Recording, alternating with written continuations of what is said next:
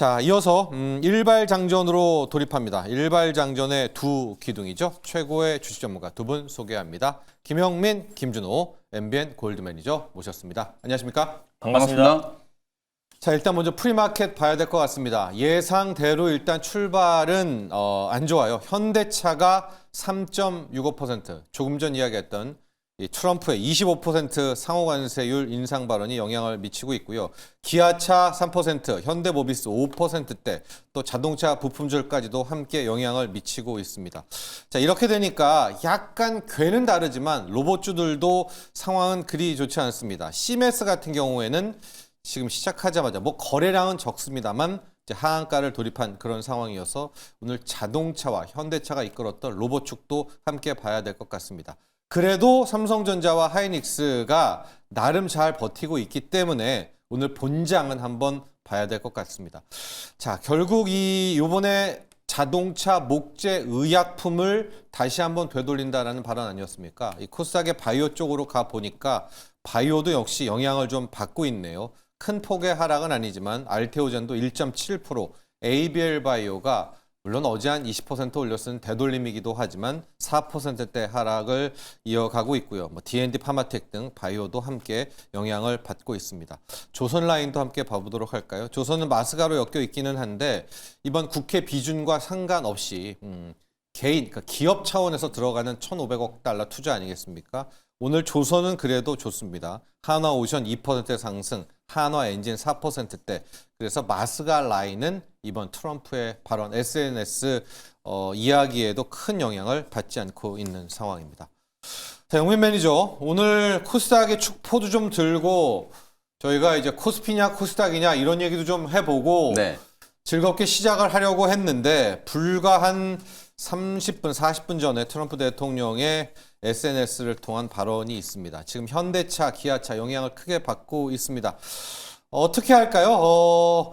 비준하면 되기 때문에 이걸 긍정적으로 볼 수도 있겠고 또 어떤 상황으로 어떻게 대처를 해야 될까요? 실제로 지금 이제 미국과 상호간세 협상을 한 나라 중에 국회 비준을 안 받은 나라가 굉장히 많아요. 우리나라만 이제 그런 게 아니고 사실 많은 나라들이 아직 이제 국회 이제 승인 절차를 안 거쳤다라고 생각하시면 되고 일단 우리가 어제도 잠깐 이제 다뤄드렸다시피 미국은 지금 굉장히 좀 중요한 정치적인 이슈가 이제 미네폴리스에서 벌어진 어떤 총격, 이민국에서 과도한 이제 또 진압을 하는 과정에서 2명이 이제 사망자가 이제 발생을 하면서 이게 전국적으로 지금 시위가 확산되고 있는 상황이고 사태가 정말 좀 심상치 않거든요. 그러다 보니까 아마 이제 트럼프 대통령은 우리가 항상 그렇잖아요. 이제 안에서 이제 뭔가 문제가 생기면 이게 시선을 좀 밖으로 돌려야 되기 때문에 지금 이란을 막 들쑤시고 그다음에 이제 또 관세 문제 계속 지난 주말에는 캐나다, 오늘은 지금 SNS에다가 이제 우리나라, 우리 한국의 자동차를 딱 지목을 좀 하면서 15%에서 25%로 관세를 인상한다. 이렇게 지금 SNS에 글이 올라왔거든요. 근데 방금 전에 이제 우리나라 이제 정부에서 나온 대응을 보면 일단 공식적으로 통보받은 바가 없다. 그래서 일단 트럼프 대통령의 약간 이제 협박성 SNS다. 이렇게 이제 생각을 좀 해야 될 것 같고 말씀해 주신 것처럼 의회 승인 절차가 조금 지연되긴 했습니다만 승인하면 되는 거고요. 그거는. 그래서 사실 캐나다에 대한 이제 관세 문제도 100% 관세 윽박 질렀는데 중국과 FTA 체결할 일은 없다. 이런 얘기 나오면서 또 진화가 되고 있잖아요. 그래서 요 이슈는 사실 오늘 우리 시장 전체적으로는 큰 저는 영향을 미치지 않을 것 같은데 어쨌든 딱 지목이 된 자동차 기업들은 조금 영향이 좀 있을 수도 있을 것 같아요. 현대차하고 이제 기아가 또 최근에 워낙 좀 강하게 상승을 하고 제가 분명히 지난주부터 여러분들께 특정 어떤 대형주들의 이제 시세가 너무 가파르게 이제 미래의 밸류, 10년, 20년 이후에 이제 밸류를 미리 이제 땡겨서 가치에 이제 반영이 된 측면이 분명히 좀 있기 때문에 자금 이동에 대한 부분들 분명히 좀 관심을 좀 가지셔야 된다라는 거 말씀을 좀 드렸었죠. 특히나 지금 국내 증시는 지난 금요일 날 기관들이 이제 1조 원 순매수를 했고 어저께 기관들이 2조 6천억 코스닥에 순매수를 한 거예요. 어제 기관 외국인들이 코스닥 시장에 3조 원이 넘게 순매수를 했거든요. 그리고 어저께 이제 정례회의 이제 사실 작년 결산이 안 끝났는데도 불구하고 국민연금에서 이제 정례회의를 1월 달에 긴급하게 이제 진행을 했다라고 말씀드렸잖아요. 국내 이제 주식 투자 비중을 14.4% 기준에서 14.9%로 0.5%포인트 인상을 했어요. 그러면 이제 전술적 자산 배분, 전략적 자산 배분 이런 이제 범위를 감안한다라고 하면 당분간 이제 연기금의 국내 주식 비중이 이제 기계적으로 이제 매도하는 흐름은 좀 없을 거거든요. 그러면 코스닥 시장 쪽에 이제 저는 자금 쏠림이 또 코스피 시장이 5,000포인트를 뚫을 때 그랬던 것처럼 코스닥 시장에 대한 이제 자금 쏠림이 저는 상당 부분 진행될 수 있는 가능성이 좀 있다라고 보여지니까요. 네. 뭐 오늘도 저는 뭐 코스닥 시장 흐름 나쁘지 않을 것 같다. 그래서 관세에 대한 리스크에 좀 휘둘리지 마시고 코스닥의 주도 업종들, 코스닥 150 지수에 이제 편입되어 있는 종목들과 각 업종별 시가총액 상단에 있는 종목들에 대해서 단기 조정이 만약에 들어온다면 빠른 이제 매수 기회를 이제 활용을 하셔서 네. 비중을 좀 채워넣는 전략으로 시장 대응을 하실 필요가 있다라는 거 말씀을 좀 드리겠습니다. 네. 코스닥 대응과 코스닥 포트폴리오는 조금 있다가 저희가 이제 이슈로 분석해 보도록 하겠고요. 당장 오늘 지금 자동차주를 어떻게 대응할까는 준호 매니저와 이야기를 해보도록 하겠습니다. 지금 속보들이 계속 오는데 일단 청와대는 공식 통보를 받은 적이 없다. 그리고 지금 김정관 장관이죠. 떠날 것 같습니다. 미국으로 좀 향할 것 같아요. 특히 김정관 장관은 이제 워낙 트럼프 대통령과의 나름의 강한 강성 교감이 좀 있죠. 그래서 러트닉 상무장관과 지금 약속을 잡고 이 부분에 대해서 협의를 좀 하겠다. 국회 비준에 대한 부분을 이제 설득하러 간다라고 하는데요. 준호면 이제 지금 네. 현대차가 또 오른 것은 로봇으로 올랐잖아요. 근데 맞습니다. 이제 관세 맞는 건 차에 맞고 이게 참 복잡한데 낙폭은 벌써 5%대여서 최근 이틀간 빠지고 네. 올랐던 부분에 상당수가 좀 되돌림이 있거든요. 오늘 현대차와 이 부분 좀 어떻게 대응할까요? 결국에 이 관세가 협정 이행을 압박하기 위한 카드라고 좀 보고 있어서 일시적인 어떤 이제 조정은 좀 피할 수는 없다라고 좀 보고 있는데 결국 최근에 수급 자체가 현대차나 이제 코스피 중심에서 코스닥으로 확실히 넘어가고 있었고 또 가뜩이나 현대차가 한 3거래일 정도 조정이 나와주고 있던 찰나에서 이제 관세로 인한 또 단기 노이즈로 인해서 추가 하락이 나와주고 있는 거라 결국에 좀 이제 전체적인 어떤 로봇주 전반적인 수급 확산으로는 연결되진 않을 거라고 보고 있어요. 그래서 최근에 지금 현대차와는 무관하게 뭐 레인보우 로보틱스나 뭐 지금 유일 로보틱스도 프리에서 좀 반등 흐름이 나와주고 있는데 결국 현대차 같은 경우는 최근에 코스피의 어떤 이제 5천선을 도달하는 과정에서 삼성과 SK 하이닉스 그다음에 현대차까지 같이 이제 합세하면서 코스피 5천선을 이끌었고 결국 현대차는 이 보선 다이맥스 CS 이후에 가장 큰 수혜 기업으로 부각되면서 큰 시세가 이제 들어왔던 거잖아요. 근데 이제 현대차의 어떤 조정이 로봇 섹터의 전반적인 악재로 번질 가능성은 좀 낮다라고 좀 보고 있습니다. 왜냐하면은 이미 이제 코스피 5천 시대를 도래하면서 수급 자체가 코스피 쪽으로 수급이 쏠렸었고 특히 현대차 그룹 계열사의 어떤 대형주 단에 수급이 좀 강하게 쏠렸다가 관세로 인한 어떤 쇼크로 인해서 추가적인 하락이 나와주고 있는 거라서 오히려 저는 이제 오늘 여파로 약간의 장초반에 좀 흔들림은 나올 수 있다고 좀 보고 있어도 로봇 섹터의 어떤 전반적인 특히 그리고 현대차와 조금 무관한 색깔을 가지고 있는 기업들 있잖아요. 현대차 네. 계열사나 현대차 자동차 부품 기업들은 전반적인 영향을 받을 수 있겠지만 오히려 뭐 삼성향 또 그리고 LG향 그리고 SK향 관련된 핵심 수혜 밸류체인의 정점에 있는 기업들은 오히려 좀 반사 수혜를 좀 얻을 가능성이 높다라고 좀 보고 있어서 실제로 이제 우리가 관세에 합의했을 때도 현대차 그룹주 상승은 굉장히 제한적이었거든요. 그래서 이 또한 좀 지나가는 노이즈일 가능성이 높고 지금 현 시점에서는 코스피에서 코스닥으로 수급이 강력하게 이동되고 있는 과정에서 이 이슈가 좀 불거졌기 때문에 좀 차익 실현의 어떤 빌미가 좀 적용되고 있지 않나라고 좀 보고 있고 그럼 오늘 현대차 라인은 받지 말까요? 오늘 받지 말고 네. 오히려 현대차 영향으로 같이 조금 억울하게 밀리는 로봇 섹터들 있잖아요. 아, 결국 로봇으로 가라. 예, 자동차 부품 섹터들을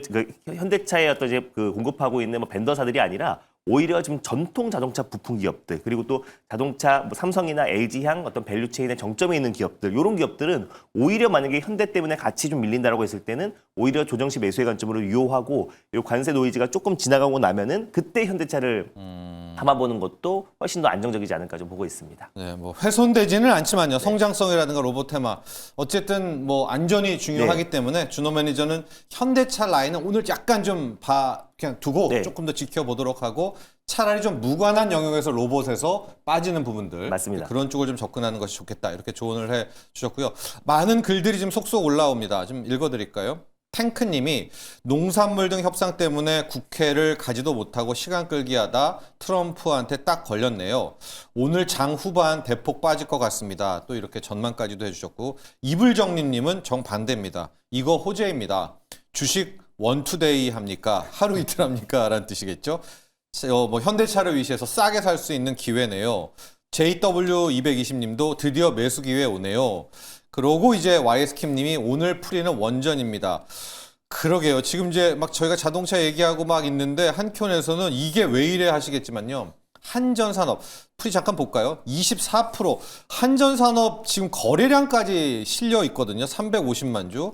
프리마켓 상칠 수도 있을 것 같습니다. 한전 기술도 11%, 한전 KPS도 7%대 가고 있고요. 전통적인 원전 라인들 가보겠습니다. 두산 에너빌리티가 5%대, BHI가 10%대, 태용도 7%대 가고 있거든요. 뭐 여러분들이 좋아하시는 우리 기술은 프리에는 없지만은 이제 탄력성 있는 것들, 뭐 우진엔텍, 보성 파워텍들은 좀 아직 프리에 없기 때문에 반응이 그런데 영민 매니저, 12차 정기분을 봐야 된다, 말아야 된다 그랬는데 거의 원전 두 기는 유지할 것으로 맞습니다. 확정이 된 거죠.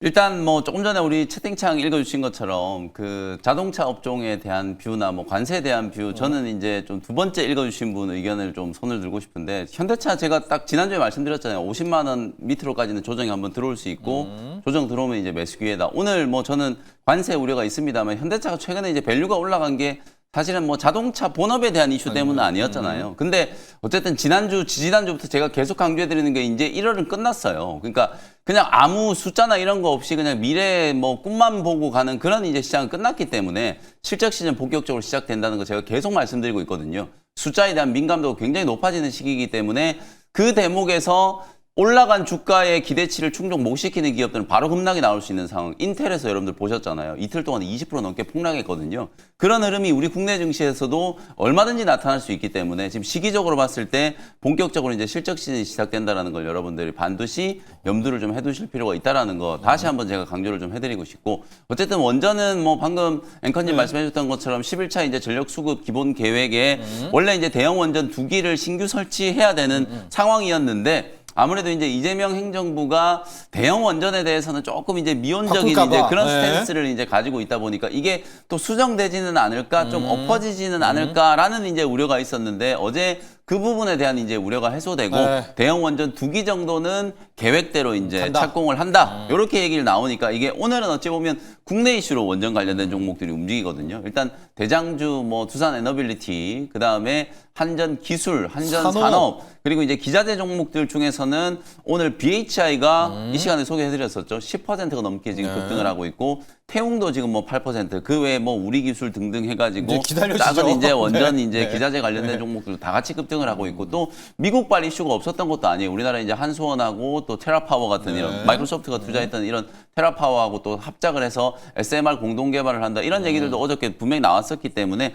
미국의 대형 원전 시장은 분명히 지금 개화 단계라고 제가 말씀을 좀 드렸었잖아요. 그런 측면에서 봤을 때 오늘 또 가뜩이나 관세 이런 것 때문에 뭐 반도체는 또 의외로 영향을 안 받아요. 어제 미리 빠져서 그런 것 같기도 하고. 말 없었잖아요. 반도체도 뭐 최근에는 어쨌든 트럼프 대통령이 추가 관세 부과한다라는 거 계속 윽박지르긴 했었는데 어쨌든 삼성전자, 하이닉스가 어제 조금 쉬어가다 보니까 오늘은 이제 조금 방어가 되고 있고 자동차가 딱 지목이 되다 보니까 오늘 현대차, 기아 쪽에 이제 빠지고 있거든요. 그러니까 이런 쪽에 이제 아무래도 수급 심리가 개장 초반에 조금 안 좋을 거기 때문에 오히려 이제 지금 프리에서는 완전히 지금 원전 쪽에 매수세가 지금 쏠려 있는 그런 상황이다라고 생각하시면 되겠습니다. 자, 이렇게 현재 온갖 수급을 끌고 있는 원전주까지 저희 프리마켓에서 살펴봤고요. 말씀드린 대로 오늘 코스닥 4대 천왕과 함께 여러분들과 함께 코스닥의 포트폴리오를 짜보도록 하겠습니다.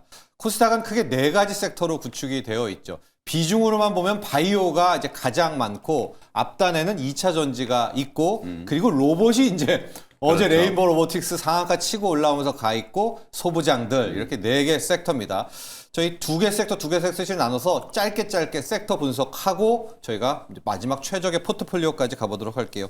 준호 매니저와 일단 2차 전지부터 돌입해 보도록 하겠습니다. 네. 참 애증의 2차 전지였었는데 이제 2차 전지가 못 가고 코스닥이 삼천수닥 갈 수는 없다라는 논리가 팽배해지고 있습니다. 맞습니다. 2차 전지 보죠. 네. 뭐 사실상 이제 어제는 이제 패시브 자금이 강력하게 유입이 되면서 결국 이제 코스닥 시총 상위 종목들, 그러니까 바이오, 뭐 2차 전지, 뭐 로봇, 반도체, 코스닥 시총 상위 종목들 중심으로 강력한 시세가 이제 분출됐다고 보고 있어요. 뭐 그러다 보니까 일단 코스닥 시총 2등, 3등인 에코프로 비행과 에코프로에도 강력한 매수가 유입될 수밖에 없고 또 최근엔 또 이제 2차 전지 밸류체인이 ESS뿐만 아니라 휴머노이드 로봇. 네. 그래서 저는 사실상 이제 2차 전지와 이제 로봇이 이제 바이오 섹터의 어떤 코스닥 시총의 비중을 저는 아직은 뛰어넘지 못하다라고 했지만 피지컬 AI로 군단으로 본다고 했을 때는 오히려 지금 이제 반도체도 2차 전지도 그리고 로봇도 결국 피지컬 AI에 다 포함되고 있기 한 때문에 팀이다. 한 팀으로 본다고 했을 때는 오히려 피지컬 AI 섹터가 강력한 순환매가 나올 수 있지 않을까. 그래서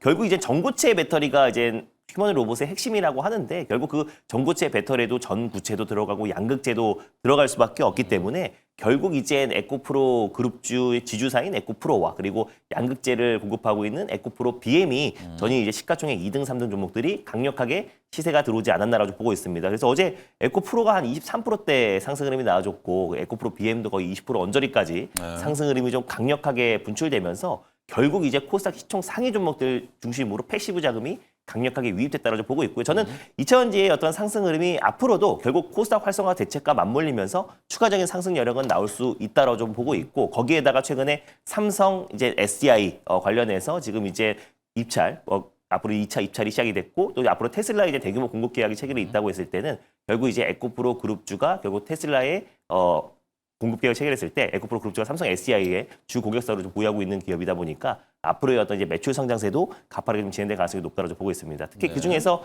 에코프로 BM이 뭐 4분기 연속 이제 흑자 전환에 성공을 하기도 했고 그리고 지금 현 시점에서 코스닥 지금 2등 기업이잖아요. 네. 그래서 알테오젠의 좀 빈자리, 알테오젠이 3월달 정도에 코스피로 이전 상장한다고 했을 때는 오히려 지금 코스닥의 어떤 활성화 대책과 그리고 ETF 자금이 강력하게 유입됐을 때 결국에는 뭐 에코프로 BM과 에코프로 쪽에 수급이 유입될 수밖에 없고 또 피지컬 AI 어떤 순환매 차원으로 본다고 하더라도 굉장히 좀 매력적인 구간이다. 그래서 좀 최근에 ESS가 먼저 이제 매출 상승을 견인했고 네. 그리고 휴머노이드 로봇 관련해서 또 전체적인 이제 배터리의 핵심의 밸류체인에 가장 또 정점이 있을 수 있는 기업이다 보니까 그중에서 에코프로 그룹주 좀 관심 있게 볼 필요가 있지 않을까 보고 있습니다. 자, 하나만 꼽자면요. 네. 에코프로와 에코프로 BM이란 시총 상위로 갑니까? 아니면 요즘 인기 있는 네. 황화리튬 계열들, 뭐 맞습니다. CIS라든가 이수스펠트 아니면은 뭐 나노신 소재 요 라인으로 갑니까? 뭐 하나만 골라라. 하나만 골라라 하면은 에코프로 BM으로 가는 게 대장으로 좋은 게 가야 돼요? 왜냐하면 지금 이제 어닝 시즌이 시작이 네, 됐잖아요. 네. 근데 이제 벌써 에코프로 BM 같은 경우는 지금 4분기 연속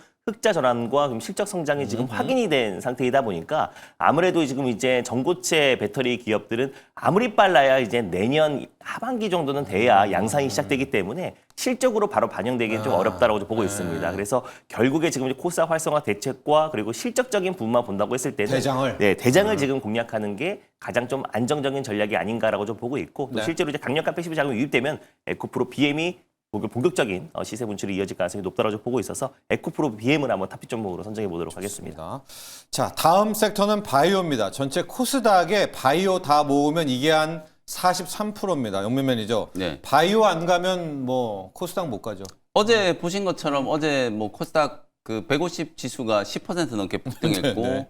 코스닥 150 레버리지가 어제 23% 3%. 폭등했잖아요. 정말 태어나서 처음 봤어요. 네. 팬데믹 때도 이런 경우는 없었던 것 같은데 네. 뭐 그럴 수밖에 없는 게 제가 이제 지난주 금요일 날 이미 역사적인 사건이 하나 벌어졌다 그랬잖아요. 코스닥 시장에 기관들의 이제 매수 규모가 1조 원을 사상 처음으로 이제 넘어섰고 그게 하루 지나서 어저께 2조 6천억을 매수했잖아요. 그러면 기관 외국인들이 이렇게 코스닥을 굉장히 좀 강하게 사는 게 여러분들이 상식적으로 한번 생각해 보시면 코스피 지수의 이제 시가총액이 4천조 원 넘었잖아요. 네. 근데 코스닥은 이제 뭐 한 500조, 600조 정도 될 네. 거예요. 근데 시장 규모로 봤을 때 코스피에 비해서 코스닥이 현저하게 규모가 작잖아요.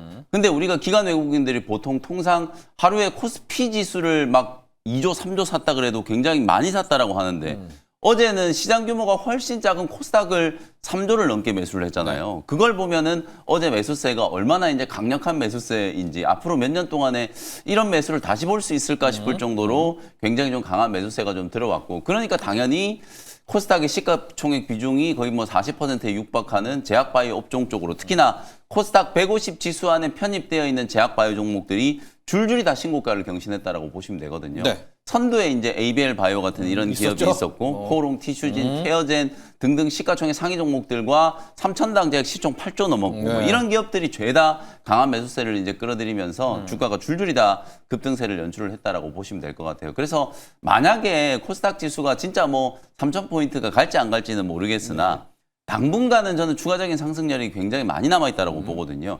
특히 2020년, 21년 이 팬데믹 당시에 글로벌 증시였던 고점 대비해서 코스피 지수는 그나마 3,000포인트에서 5,000포인트까지 주가가 굉장히 리밸류에이션이 됐어요. 근데 코스닥은 이제 겨우 그 정도 수준 올라온 거예요. 네. 4년 만에 이제 1,000포인트를 회복했기 때문에 저는 이 자리에서 아무리 못해도 상반기 중에 한 30-40% 이상은 추가적인 상승 여력이 남아있다고 보거든요. 그러면 그때 결국에는 또 코스닥 시장의 이제 자금 유입도 제약 바이오 업종이 이제 가장 먼저 또 빨아들일 가능성이 좀 높기 때문에 그런 측면에서 시가총액 상단에 이제 포진되어 있는 제약 바이오 기업들과 또 어저께 이제 정부에서 삼상 이제 특화 펀드를 또 운용한다라는 거, 3월 달에 이제 운용사 공모를 이제 보건복지부 주관으로 시작한다라는 거 얘기가 나왔거든요.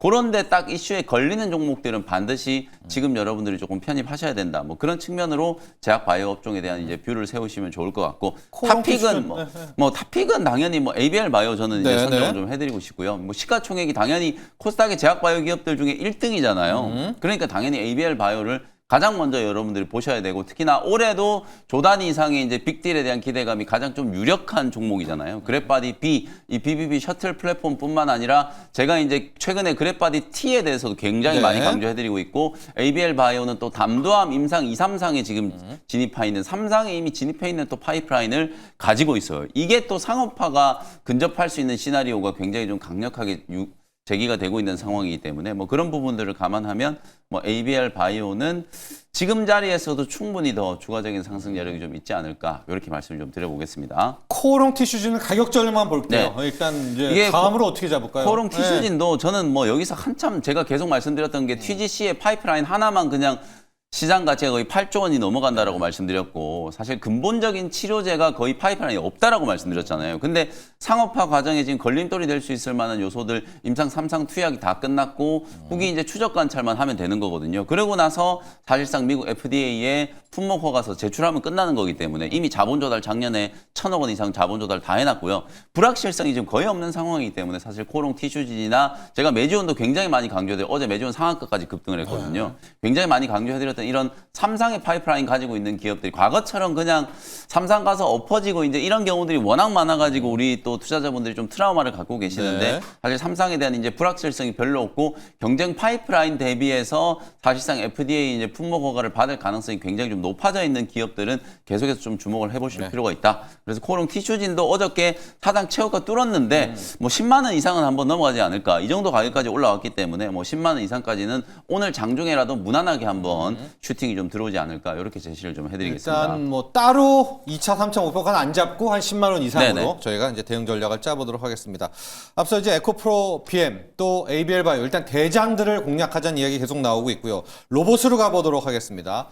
로봇이 느닷없이 4대 천왕이 아니었는데 이제 우악 오고 이제 레인보우 로보틱스가 이러다가 ABL 바이오를 제낀다, 이런 이야기까지 나오고 있거든요. 로봇 가보죠. 사실 어제 장중에는 또 레인보우 로보틱스가 이제 ABL 바이오의 시총을 좀 뛰어넘기도 했고, 지금 이제 한 1,000억 정도밖에 차이가 나지가 않아요. 그래서 실질적으로 뭐 레인보우 로보틱스가 여기서 추가 호재만 나오거나 하면은 결국 뭐 ABL 바이오가 계속 앞서거니 뒤서거니 하면서 시가총액 3등, 4등 자리를 계속 유지할 가능성이 높다라고 보고 있는데, 제가 이제 예전에도 계속 강조드렸지만 레인보우 로보틱스는 저는 근데 올해 저는 피지컬 AI의 어떤 이제 본격적인 시장이 개화가 됐기 때문에 올해 한 하반기 정도 되면은 레인보우 로보틱스가 시가총액 한 1등, 2등 자리는 충분히 계속해서 엎치락 뒤치락 하지 않을까라고 좀 보고 있습니다. 그래서 가장 상징적인 기업이고 삼성전자 모든 라인업에 레인보우 로보틱스가 다 관여를 하고 있거든요. 실제로 이제 뭐 물류 자동화뿐만 아니라 지금 이제 자동화율을 끌어올리는 과정에서 레인보우 로보틱스가 지금 역할을 하고 있고, 심지어 이제 삼성병원에서도 지금 수술용 로봇을 공동으로 개발하고 있고, 육군에서는 지금 이제 다목적 또 그리고 이제 사족 보행 로봇을 공동으로도 개발하고 있고요. 그래서 사실상 지금 이제 뭐 민간뿐만 아니라 또 이제 정부 차원의 어떤 프로젝트에도 대부분 다 지금 진행하고 있는 기업이 레인보우 로보틱스다 보니까 사실 이제 피지컬 AI의 국내의 가장 이제 탑티어, 그리고 또 이제 밸류체인의 가장 정점에 있는 기업은 레인보우 로보틱스가 될 수밖에 없다라고 보고 있습니다. 거기다가 사실 삼성 로보틱스로 사명만 변경되면요, 지금보다의 어떤 주가의 컨턴 점프는 훨씬 더 강력하게 이어질 가능성이 높다라고 보고 있고, 지금 이제 삼성이 좀 작은 기업들은 지분 투자를 좀 하고 있는데요, 큰 기업의 어떤 이제 로봇 기업, 기술력 있는 기업을 대규모로 이제 M&A를 추진한다고 했을 때는 레인보우 로보틱스의 가치는 더욱더 좀 부각될 가능성이 높다라고 보고 있습니다. 그래서 저는 결국에 올해 하반기에는 시가총액 1등, 2등 자리를 계속해서 앞다툴 수 있는 대표적인 기업이고 지금 시가총액 13조인데 올해 하반기 정도 되면 시가총액 한 20조 정도는 충분히 가능할 기업이 아닌가라고 좀 보고 있고 그래서 너무나 이제 상징적인 기업이다 보니까 우리가 로봇 섹터를 하는 데 있어서 레인보우 로보틱스의 좀 움직임을 보면서 대응할 필요가 있다고 좀 보고 있고 저는 이제 오늘 전체적인 어떤 매크로 이슈로 좀 쉬어갈 수 있는데요. 오히려 레인보우 로보틱스는 중장기적인 관점에서 여전히 저는 매수가 유효하다라고 좀 보고 있어서 레인보우 로보틱스 우리가 로봇 섹터를 하는 데 있어서 레인보우 로보틱스는 하나의 기준으로 보고 대응하셨으면 좋겠습니다. 자, 현대차 또 테슬라뿐만이 아닙니다. 삼성도 칼을 갈고 있습니다. 삼성의 하나의 오른팔이 맞습니다. 되겠죠. 삼성 로보틱스가 될 수 있는 레인보우 로보틱스 픽을 했고 SPG가 포트에 있어서 가격 전략을 한번 보도록 네. 할게요. 이것도 그러니까 우파가 의미가 있을까요? 맞습니다. 이제 또 올릴까요? 저는 레인보우 로보틱스가 움직이면은 뭐 조건마사적으로 SPG가 같이 상승할 수밖에 없고 어제도 한 22% 정도 상승 흐름이 나와주면서 또 신고가 경신을 했어요. 근데 SPG의 장점은 LG와도 지금 액추에이터를 공동 개발하고 있고 삼성전자도 액추에이터를 공동 개발하고 있다는 거는 어쩌면 저는 LG와 삼성의 지분 투자 가능성 그리고 피인수 가능성이 가장 높은 기업 중에 하나가 SPG가 아닌가라고 좀 보고 있습니다. 그래서 아직까지 저는 그 밸류가 반영되지 않았다라고 좀 보고 있고요. 그리고 결국에 본격적으로 모든 이제 탑티어 그리고 국내 대표 기업들이 휴머노id 로봇이나 그리고 협동 로봇, 다양한 로봇 포트폴리오를 양산이 시작된다고 했을 때는 액추에이터와 감속기 쪽에 가장 이제 기술의 정점, 독점적인 기술을 가지고 있는 탑티어 기업으로 결국 수주가 이어질 수밖에 없거든요. 그래서 결국 SPG 같은 경우는 향후에 보선 다이맥스뿐만 아니라 뭐 삼성, LG는 결국 지금 이제 확보가 되어 있는 거고 앞으로 향후에 지금 이제 국내 대표 기업들의 수주 물량은 더 증가할 수밖에 없다라고 보고 있습니다. 그래서 SPG 같은 경우는 지금 프리에서 한 2% 정도 빠지고 있긴 하지만은 저는 다시 한번 저는 13번 라인 때, 14번 라인 때도 돌파할 가능성이 높다라고 보고 있어서 기보유자의 관점에서 익절 라인 때와 목표가를 다시 한번 재설정해 드리도록 할게요. 그래서 익절 라인 때는 10만 원 라인 때를 익절 라인 때로 좀 잡아드리도록 하겠고요. 목표가는 다시 한번 15만 원으로 상향하면서 대응해 보도록 하겠습니다. 좋습니다. SPG 같은 경우에는 이제 한 넉 달 만에 네. 4배 가까이가 올랐는데 이런 거 흔한 거 아니죠? 네, 흔한 거 아닙니다. 이제 이런 상황에 있기 때문에 맞습니다. 또 이런 거 맛보신 분은 맛보시지만은 또 이게 마치 중독되면은 또 주식 투자하기가 그 정도로 좀 뜨겁습니다. 반도체 소부장 섹터 4대 네. 천왕의 마지막입니다. 영민이죠. 한때는 소부장이 우리가 네. 날라다녔었는데 못 오른 거는 아닌데 다른 친구들이 너무 많이 올라서 그렇습니다. 공략 꼭 사실 볼까요? 이제 반도체 소부장 종목들 어제는 굉장히 조금 눈여겨봐야 되는 부분이 삼성전자 하이닉스가 어제 좀 쉬었잖아요. 삼성전자는 장중에 막 2, 3% 올라가다가 보합에서 마감이 됐고 하이닉스는 막판에 거의 뭐 3, 4% 정도 밀려가지고 그냥 끝났잖아요. 그런데도 불구하고 어제 소부장 종목들 최근에 제가 또 특히나 이 PNT 이제 후공정 쪽에 패키징이나 테스트 관련된 기업들 좀 주목하셔야 된다. 어제 PSK 홀딩스 50주 신고가, DI도 신고가, YC도 이제 장중에 급등이 나왔었고요. 사실 이쪽 진영의 종목들이 굉장히 좀 좋았어요. 그리고 이제 전공정 쪽에 뭐 원익 IPS라든지 테스 뭐 이런 기업들도 굉장히 좀 강한 상승이 좀 들어왔고 또 그리고 코스닥 시장의 업종별로 이제 시총 순위를 보면 제약바이오 업종은 이제 1위가 ABL 바이오, 2차 전지는 에코프로 BM, 반도체 뭐 로봇은 레인보우 로보틱스, 그다음에 이제 반도체는 리노공업이에요. 리노공업도 어저께 코스닥 150에 이제 자금 유입 효과를 받으면서 진짜? 10% 넘게 네. 이제 급등이 나고. 그러니까 어제는 삼성전자 하이닉스가 보통 이게 우리가 반도체 종목들 공략할 때 좀 어려운 게 삼전 하이닉스가 너무 세게 가면 대형주 쪽에 수급이 다 쏠려버리니까 소부장은 소외되고 네. 그리고 삼전 하이닉스가 빠지면 소부장도 같이 빠져버리고 이런 현상이 많았었는데 어제는 그렇지 않았다는 거예요. 아, 네. 어제는 삼성전자 하이닉스가 쉬어도 소부장 종목들이 급등이 다 나왔기 때문에 이제 코스닥 시장의 이제 활성화와 관련된 부분들이 좀 주목받기 시작하면 아무래도 이제 소부장 종목들도 계속 좀 관심을 좀 가지셔야 되지 않을까 이런 생각이 조금 들고 그래서 저는 후공정 기업들 계속 좀 강조를 좀 해드리고 싶어요. PSK 홀딩스 지금 뭐 자막이 나가고 있는 두산 테스나 두산 테스나는 그냥 뭐 자고 일어나면 매일같이 그냥 신규 리포트가 계속 나오고 신고가죠, 있거든요. 지금. 네. 두산 테스나도 어저께 이제 고점을 좀 뚫었기 때문에 이런 종목들 잘 보시되 오늘 저는 이제 탑픽 종목으로는 이오테크닉스를 좀 소개를 좀 해드리고 싶어요. 왜냐하면 네. 또 지난 주말에 삼성전자가 또 HBM4 엔비디아 이제 뭐 콜 통과했네 마네 뭐 이게 뭐 너무 식상한 얘기긴 합니다만 어쨌든 상당히 좀 의미 있는 저는 진전이라고 보고요. 예. 그리고 HBM4에서 HBM4E로 가는 단계에서 삼성전자는 제가 계속 말씀드리는 것처럼 하이브리드 본딩 채택을 이제 공식화하고 있는 상황이에요. 그런 부분들을 감안해서 적층수가 높아지면 이제 12단, 16단, 이게 이제 24단, 32단까지 이제 쌓아 올릴 텐데 그때는 분명히 이제 삼성전자가 또 역전을 한번 할 수도 있지 않을까 이런 이제 기대를 내부에서부터 상당히 지금 많이 하고 있는 상황이거든요. 예. 그런 측면에서 사실상 뭐 이오테크닉스는 칩의 두께를 얇게 하고 이제 그라인딩하고 깎아내는데도 이제 핵심적인 장비들을 다 생산하고 있고 레이저 장비는 뭐 마커부터 해가지고 말할 필요도 없잖아요. 그러니까 삼성전자의 D램, 그다음에 선단공정, HBM 하나도 빼놓을 게 없을 만한 이제 장비 기업이 결국 이오테크닉스다. 그래서 삼성전자가 잘 되면 이오테크닉스도 무조건 잘 될 수밖에 없다. 그런 관점에서 보면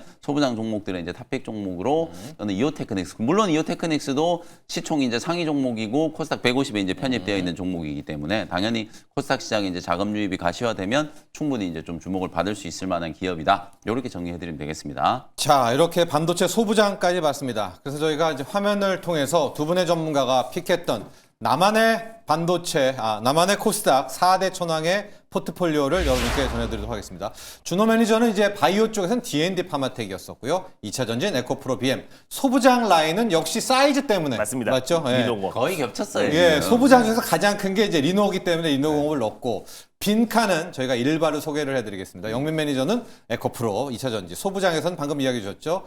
이오테크닉스. 그리고 로봇은 역시 대장이니까. 레인보우 로보틱스. 예, 레인보우 네. 로보틱스입니다. 저 빈칸을 하나하나 열어보도록 할 텐데요. 준호 매니저가 저 로봇의 픽, 나만의 코스닥 포트폴리오의 네. 픽. 어제 열어볼까요? 이제 레인보우 로보틱스가 이제 장중에 상한가를 안착하고 유일 로보틱스가 이제 상한가를 가는 거 봤을 때는 유일 로보틱스가 이제 유라라는 자체적인 액추에이터를 개발을 했다라는 소식이 나와주면서 그냥 액추에이터를 개발했다라는 얘기에 상한가를 들어갔거든요. 네. 그럼 이제 액추에이터의 어떤 밸류체인의 정점에 있는 로보티즈라는 기업을 오늘 탑픽 종목으로 선정을 해봤습니다. 템베거, 예. 그리고 이제 코스닥의 지금 18위 기업이고요. 사실 18위부터 한 10위까지는 약간 시가총액 차이가 크지가 않아요. 그래서 언제든지 시가총액 10위 안에 안착할 수 있는 대표적인 기업이고 레인보우 로보틱스와 손잡고 로봇 섹터의 어떤 상승을 대표적으로 견인할 수 있는 그리고 이제 패시브 자금이 유입된다고 하더라도 결국 로보티즈도 충분히 수혜를 좀 받을 수 있다고 보고 있습니다. 그래서 어제 장중에 한 23% 정도의 상승 흐름이 나와주긴 했는데 결국 이 휴머노이드 로봇의 밸류체인의 핵심 수혜 기업이고요. 특히 액추에이터 부분에 이제 퍼스트 무버 역할을 하는 국내에서 가장 이제 탑티어 기업이라고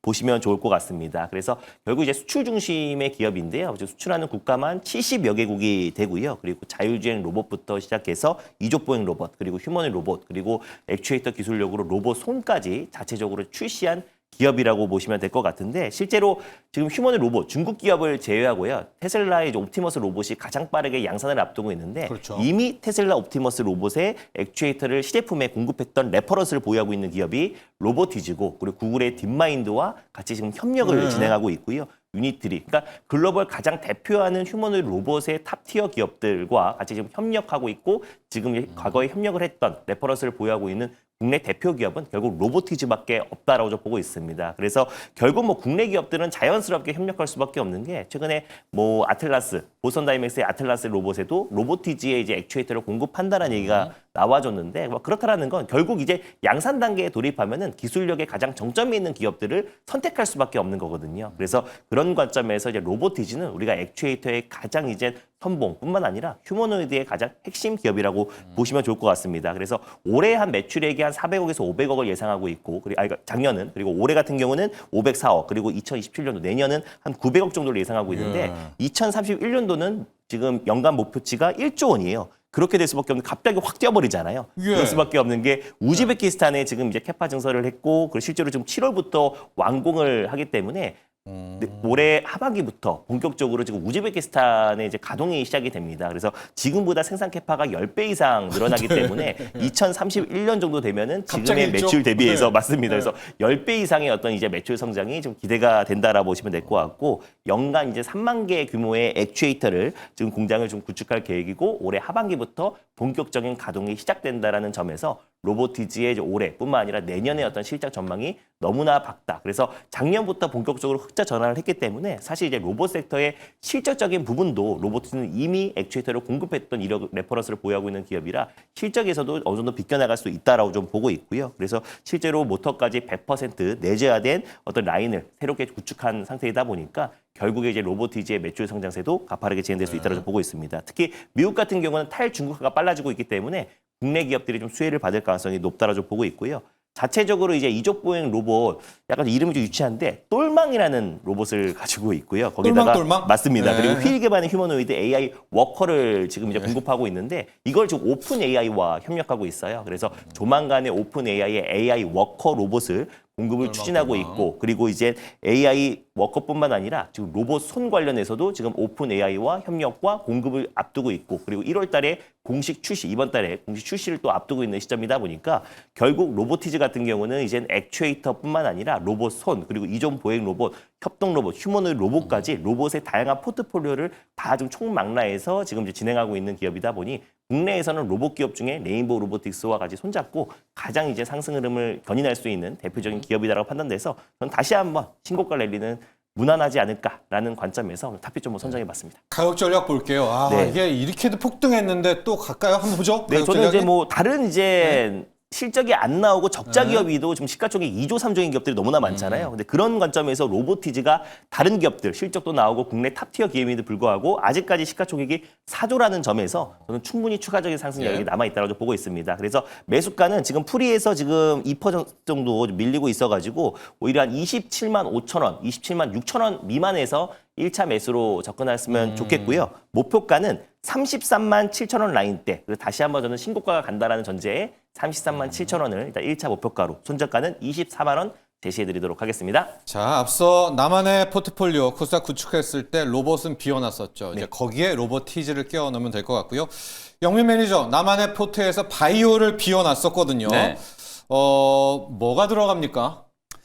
이게 이제 최근에 조금 우리 투자자분들의 내리에서 조금 잊혀진 게 아닌가 싶은 생각이 좀 들어서 예. 이 종목 분명히 다시 봐야 된다라는 생각에서 저는 오늘 이제 바이오 업종의 저만의 픽은 펩트론을 한번 선정을 좀 해봤어요. 삼천당 제약이 최근에 주가가 뭐 8조 원을 시총이 넘어가고 네. 있는 상황이거든요. 근데 삼천당 제약이 왜 그러면 이제 8조까지 올라오느냐? 일단 아일리아의 이제 바이오시밀러를 북미와 유럽 시장에 독점적으로 지금 공급하게 됐죠. 올해부터 이제 본격적인 매출 성장과 수익성이 이제 담보가 좀 되는 부분이고 지난주에 사실 이제 이 삼천당 제약이 굉장히 좋은 호재가 있었잖아요. 다이치 산큐 이제 자회사 다이치 산큐 에스파하고 사실상 이제 위고비의 경구제형 그리고 이제 리벨서스에 대한 어떤 제네릭이죠. 경구용 제네릭을 이제 만드는 거에 대한 부분들. 그래서 제가 이제 세마글루타이드가 2028년에 물질 특허가 완료되기 때문에 사실상 그 물질 특허 만료와 함께 제네릭 의약품 이제 공급을 위한 일본에서 이제 시장 선점을 위한 이제 또 단계가 이제 진행이 좀 되고 있다. 뭐 그런 측면에서 또 다른 기업도 아니고 이제 다이치 산큐하고 또 손을 잡았으니까 충분히 이제 신고가를 좀 뚫을 수 있을 만한 밸류가 된 거라고 보거든요.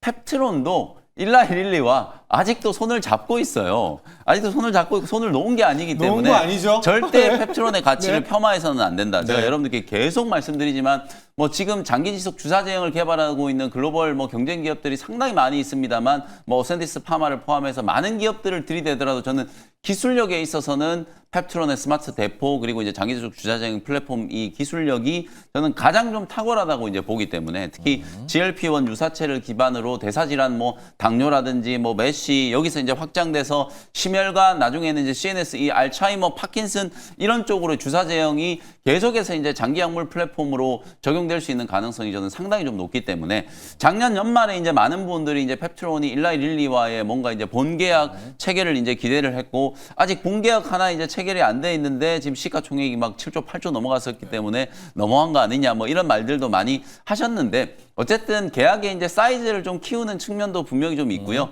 일라이 릴리와 펩트론이 공통적으로 이제 얘기하는 바 어쨌든 뭐 비만 치료제와 관련해서는 1개월 제형에 대한 이제 임상을 계속 진행하고 있는 거고 그거 외에 적응증 확장 차원에서 특히 일라이 릴리가 워낙 지금 사실상 이 파이프라인 특히 새로운 모달리티 발굴에도 굉장히 좀 적극적이고 여러 이제 적응증 확장에 대한 이제 부분들을 시도하고 있기 때문에 그렇죠. 펩트론의 이 장기 주사 제형의 어떤 플랫폼이 스마트 대포 기술을 사실상 저는 이제 심혈관 질환이라든지 뇌혈관 이제 질환과 관련된 부분에서도 분명히 접목이 가능하다라고 보거든요. 그런 측면에서 본다면 사실 펩트론의 이제 기업 가치는 충분히 또 추가적인 이제 밸류업이 좀 될 수도 있지 않겠는가. 그리고 당장은 어찌 보면 어저께 제가 말씀드렸던 것처럼 웬만한 기업들이 또 제약바이오 기업들이 하루 이틀 그냥 급등해버리니까 그냥 다 신고가를 찍었거든요. 네. 케어젠, 뭐 코오롱, 티슈진, ABL 바이오, 메지온 등등등 해가지고 뭐 시가총액이 이게 뭐 1, 2조 하는 기업들도 아니고 막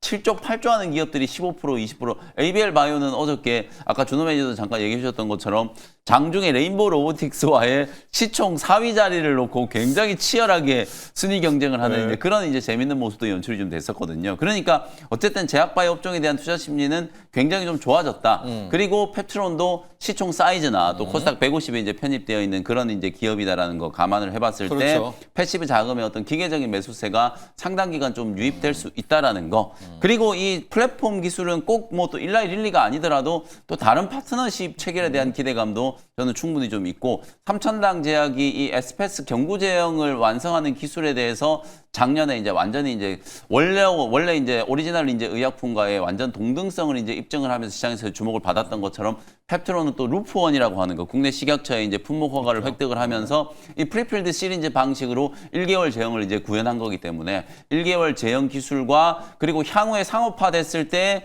GMP 인증 공장을 통해서 대량 생산이 이제 가능한 그런 기업이 바로 펩트론이거든요. 그러니까 일라이 릴리가 우리나라 기업에서 사실상 원료를 공급받고 그 원료를 가지고 펩트론이 이제 대량으로 양산을 하고 생산 거점의 역할을 할 때도 펩트론이 상당히 좀 중요한 공급망 역할을 할 가능성이 좀 높기 때문에 그런 부분들에 대한 밸류를 인정해 준다라고 하면 뭐 펩트론 다시 신고가 한번 충분히 좀 뚫어줄 수 있을 만한 기업이 아닌가. 네. 코스닥 제약바이오 업종 안에서 시총 7위 그리고 코스닥 150에 이제 편입되어 있는 종목이니까 주목을 꼭 해보실 필요가 있다라는 거 말씀을 좀 드리고요. 차트 보시면은 매수하기 굉장히 좋잖아요. 완전히 바닥에 처박혀 있을 때는 또 이게 겁나거든요. 더 빠질까봐.